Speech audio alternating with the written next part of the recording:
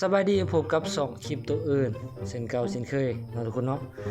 แอดก็บ่ได้เฮ็ดคลิปมาแล้วหลายเดือนเติบเนาะทุกคนเนาะเพราะว่าช่วงนี้แอดบ่ค่อยว่างเนาะมื้อนี้แอดจะมาแนะนำแอปซื้อเลขเนาะซื้อเลขเนาะทุกคนเนาะสำหรับพวกที่มักซื้อเลขซื้อหวยเนาะแอปนี้ถือว่าตอบโจทย์ดีเนาะทุกคนเนาะในแอปตัวนี้เนาะเวลาที่เฮาซื้อเลขเนาะเฮาสามารถซื้อเลขได้ทั้ง2แบบเนาะก็คือเลข6โต้เนาะหรือว่า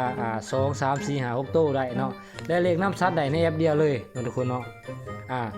สิ่งที่พิกสุดเนาะทุกคนเนาะเฮ็ดตามวิดีโอนี้เนาะทุกคนจะได้รับคะแนนคือ 20,000 กีบเนาะนี่เนาะทุกคนเนาะจะได้รับคะแนนแบบนี้เนาะในคะแนนนี้เฮาสามารถซื้อเลขได้บ่หรือว่าในใดเฮาจะเบิ่งในคลิปกันเลยเนาะทุกคนเนาะก่อนอื่นเนาะเฮาจะมาแนะนำวิธีการตั้งแอปเนาะวิธีการซื้อต่างๆเนาะเพื่อจะได้เงินฟรี20,000 กีบเนาะทุกคนเนาะถือว่าโอเคเนาะในแอปนี้เนาะเวลาที่เฮาสมัครเนาะและเฮ็ดตามแอดบอกเนาะจะได้เงินพี่20,000 กีบเนาะทุกคนเนาะโอเคเฮาจะเบิ่งวิธีการดาวน์โหลดกันเลยโอเคเนาะให้ทุกคนเลื่อนหา Face Store เนาะในที่นี้เนาะแอดจะมาแนะนำดาวน์โหลดใน Face Store เนาะถ้าว่าใน iPhone จะเป็น App Store เนาะแต่ว่าวิธีการดาวน์โหลดต่างๆแม่นขายคือกันเนาะทุกคนเนาะให้ทุกคนเลื่อนหา Face Store ในโทรศัพท์เนาะรุ่น Android ทั่วไปที่บ่แม่น iPhone เนาะทุกคนเนาะและบ่แม่น Huawei เนาะเฮาเลื่อนหา Face Store เนาะเพราะว่าในทุกเครื่องจะมีเนาะนี่เนาะทุกคนเนาะของแอดแมน Face Store จะขึ้นโลโก้แบบนี้เนาะให้คนจิ้มเข้าไปเนาะหลังจากนั้นให้คนกดค้นหาด้านลุ่มนี่เลยพิมพ์ค้นหาคำว่าหวยไอเต็กเนาะทุกคนเนาะหวยไอเต็กเป็นภาษาลาวก็ได้เนาะหวยไอเต็กหรือว่าเลขไอเต็กก็ได้เนาะทุกคนเนาะแต่ว่าแอดพิมพ์หวยไอเต็กเนาะหลังจากนั้นพิมพ์ค้นหาเนาะแบบนี้เนาะโอเคเนาะจะขึ้นเลขไอเต็กขึ้นมาแบบนี้เนาะให้คนกดติดตั้งเลยเนาะบาทนึงเนาะรอจนกว่าแอปจะติดตั้งและดาวน์โหลดสำเร็จเนาะเฮาจึงสามารถเปิดแอปได้เนาะโอเคเนาะหลังจากที่โหลดแอปมาแล้วเนาะให้ทุกคนกดเปิดเลยบาทนึงเนาะมันจะขึ้นมาแบบนี้เนาะให้เฮาลงทะเบียนด้วยเบอร์โทรเลยเนาะ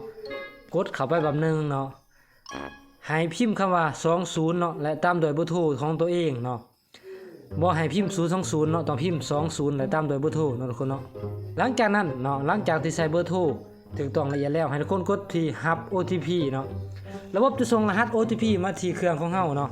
ระบบเพิ่นจะส่งรหัส OTP เพื่อยืนยัน6ตัวเลขมาแบบนี้เนาะทุกคนเนาะให้เฮากดพิมพ์เข้านี่เลยเนาะทุกคนหลังจากนั้นกดยืนยันเบอร์โทรเนาะ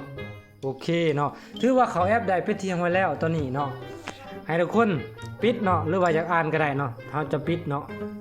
ปิดไปเลยเนาะทุกคนโอเคเนาะหลังจากนั้นเนาะให้คนกดมาที่สร้างรายได้เนาะตัวนี้เวลาที่เฮาซื้อเลขจะได้รับเงินคืน 10% เนาะต่างหากทุกคนเนาะเงินที่เฮาได้20,000 กีบเป็นต่างหากเนาะให้ทุกคนใส่ตามนี้เลยเนาะ169เนาะ022เนาะ19เนาะตัวนี้ต้องได้ใส่เนาะทุกคนเนาะเพราะว่าเวลาซื้อเลขจะมีส่วนลด 10% เนาะทุกคนเนาะนี่ต้องใส่ตามแอดเลยเนาะคือ169เนาะ02219หลังจากนั้นกดตกลงเนาะแบบนี้นะทุกคนเนาะถือว่าสำเร็จเนาะออกมาคืนเนาะออกมาเนาะบัดนี้เนาะเราจะได้หน้าตาแอปแบบนี้เนาะเนาะตัวเบื้องนี้เนาะมันจะเป็นเลข6ตัวหรือว่า2 6ตัวเนาะส่วนเบื้องนี้เนาะทุกคนจิ้มแบบนี้จะเป็นเลขนามสัตว์เนาะเลขนามสัตว์เนาะตัวนี้เลข2ตัว6ตัวเนาะในทีนี้เนาะเราได้รับเงินฟรีคือ20,000คะแนนหรือว่า20,000 กีบเนาะเราสามารถลองมาซื้อเลขเบิ่งทุกคนเนาะจะมีเมนูต่างๆเนาะทุกคนเนาะบ่ว่าจะเป็นเศรษฐีสมมุติเนาะให้ทุกคนลองมาหลินเบิ่งตัวนี้เนาะอาจจะบ่ลงละเอียดปานใดเนาะทุกคนเนาะตัวนี้เบิ่งบินเนาะ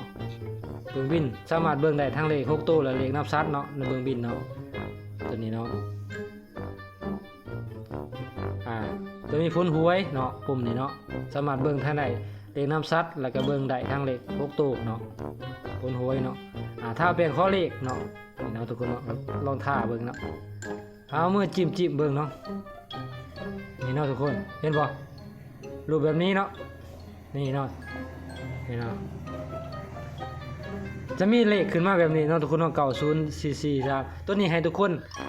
ลองเฮ็ดเบิ่งเนาะสำหรับตัวนี้เนาะอาจจะมีกุมารอาจจะมีขอเลขนำกุมารทองเนาะหลายนะทุกคนเนาะสามารถจำลองผู้โชคดีก็ได้คือการเอาหูปเฮาใส่เนาะว่าเฮาถึงเลข400ล้านเนาะตัวนี้เนาะขอเลขนำกุมารทองก็ได้ขอเลยนะทุกคนเนาะโอเคเนาะหลังจากที่เฮาตั้งแล้วเนาะเฮาลองมาสืบเบิ่งเนาะว่าเงินที่เฮาได้รับจากการตั้งหรือว่าการใส่รหัสแนะนำเนาะรหัสตัวนั้นเนาะที่แอดบอกเนาะจะซื้อเลขได้หรือบ่ทุกคนเนาะให้ทุกคนกดมาที่ปอดเลขเลยเนาะ นี่เนาะอยากกดซุ่มเนาะเฮาลองมาซื้อเลข6ตู้เบิ่งก่อนเนาะทุกคนเนาะเฮาลองมาซื้อเลข6ตู้เบิ่งก่อนเนาะ6ตู้เนาะเบิ่ง6ตู้เนาะถ้าอยากซื้อเลข3คู่ก็ได้เนาะเลข3ตู้เนาะ3เนาะลองซุ่มเอาเนาะลองซุ่ม2ตู้นี่2ตู้นี่เฮาปรับเป็น1เนาะเฮาปรับเป็น2เนาะทุกคนเนาะปรับเป็นจำนวน2ปองเนาะให้ได้เลข2ตู้นี่2เนาะให้แอดจะแบ่งคนละ 10,000 กีบเนาะเลขน้ำซัด 10,000 เลข2 6ตู้แม่น 10,000 เนาะเพราะเฮามีเงินฟรี 20,000 เนาะตัวนี้เฮาก็ลองตกลงไปเนาะ2เนาะเฮาก็เข้าซุมใหม่เนาะทุกคนเนาะต้องได้ปรับตลอดเนาะทุกคนเนาะต้องได้ปรับตลอดตัวนี้เฮาสามารถซุ่มเต็มน้ำได้เนาะหลังจากนั้นเฮาก็เอาเลข4ตู้ซะเนาะเลข4ตู้เอาประมาณ5เนาะทุกคนเนาะลงยาลืมปรับเงินเนาะตัวนี้ปรับเงินฮู้ละ1,000เนาะเนาะตัวนี้เฮาปรับเป็นฮู้ละ1,000ก็ได้ทุกคนเนาะฮู้ละ1,000เนาะแล้วก็ตอนนี้ได้ 7,000 กีบเนาะไปใหม่เนาะทุกคนเนาะซุ่มใหม่ลองซุ่มเลย6ตู้เนาะข้อเสียคือเฮาบ่สามารถจิ้มแล้วก็ปรับจำนวนปองได้เนาะคนต้องบีบวกลบเลยเนาะข้อเสียแบบนี้เนาะคนเนาะบางอย่างเฮาได้จัก 7,000 เนาะยังอีก3เนาะ